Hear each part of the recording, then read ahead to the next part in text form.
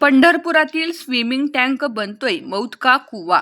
काँग्रेसच्या वतीने नगरपालिकेला दिला उपोषणाचा इशारा. पंढरपुरातील नागरिकांसाठी उभारण्यात आलेल्या स्विमिंग टँकच्या सुरक्षेचा प्रश्न पुन्हा एकदा ऐरणीवर आला आहे. स्विमिंग टँकमध्ये पुरेशी सुरक्षा व्यवस्था नसल्याचा आरोप करत सोलापूर जिल्हा काँग्रेस कमिटीच्या ओबीसी विभागाने पंढरपूर नगरपालिकेला निवेदन दिले आहे. पद्मावती उद्यानाजवळ सुरू करण्यात आलेल्या या स्विमिंग टँकच्या सुरक्षेवर काँग्रेसने गंभीर प्रश्न उपस्थित केले आहेत. या स्विमिंग टँकमध्ये आतापर्यंत 2 जणांचा बळी गेल्याचा दावा निवेदनातून करण्यात आला आहे. निवेदनानुसार 2000 युवकाचा स्विमिंग टँकमध्ये बुडून मृत्यू झाला होता. त्यावेळी संबंधित ठेकेदारावर कठोर कारवाई झाली असती तर कदाचित आजची परिस्थिती निर्माण झाली नसती, असा आरोप काँग्रेसकडून करण्यात आला आहे. सोलापूर जिल्हा काँग्रेस कमिटी ओबीसी विभागाचे अध्यक्ष समीर कोळी यांनी अधिकाऱ्यांच्या हलगर्जीपणावर सवाल उपस्थित करत पुन्हा त्याच ठेकेदाराला काम देण्यात आले आहे का याची सखोल चौकशी करण्याची मागणी केली आहे.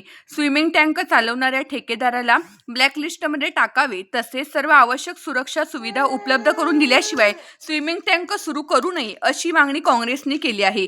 यावेळी ओबीसी विभागाचे जिल्हाध्यक्ष समीर कोळी, अल्पसंख्याक विभागाचे अध्यक्ष अशफाक सय्यद, जिल्हा सरचिटणीस राजाभाऊ उराडे, प्राध्यापक अशोक डोळस, युवक अध्यक्ष संदीप शिंदे, समाजसेवक शिवाजीराजे धोत्रे, अल्पसंख्याक जिल्हा उपाध्यक्ष शकील रत्नपारखी, ज्येष्ठ नेते मामा फलटणकर, माजी सोशल मीडिया तालुका अध्यक्ष बाळासाहेब आसबे, शहर अध्यक्ष महेश अदटराव यांच्यासह काँग्रेसचे पदाधिकारी व कार्यकर्ते उपस्थित होते. दरम्यान दोषीविरोधात गुन्हा दाखल न झाल्यास पंढरपूर नगर परिषद मुख्य प्रवेशद्वारासमोर लक्षवेधी उपोषण करण्याचा इशारा काँग्रेसकडून देण्यात आला आहे. आता या गंभीर आरोपांची नगर प्रशासन चौकशी करणार का?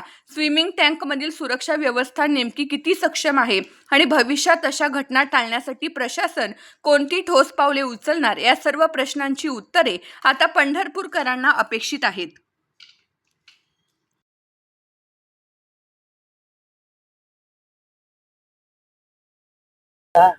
आज पंढरपूर नगर परिषद येथे मुख्याधिकाऱ्यांना निवेदन देण्यात आलं. परवाच्या दिवशी जी घटना घडली, स्विमिंग टँक मध्ये एक परप्रांतीय मृत्यू पावला, त्याच्याबद्दल आम्ही त्यांना एक निवेदन दिलेलं आहे की ठेकेदारावरती व त्यात दोषी असणाऱ्या अधिकाऱ्यांवरती कारवाई करावी, अन्यथा काँग्रेस ओबीसी सेलच्या वतीनं तीव्र आंदोलन घेण्यात येईल. जर त्यांच्यावरती कारवाई नाही झाली तर 1 तारखेला पंढरपूर ओबीसी सेल व पूर्ण काँग्रेस कमिटी इथं उपोषणाला बसणार आहे. त्यामुळं त्यांच्यावरती लवकरात लवकर कारवाई व्हावी ही विनंती आहे.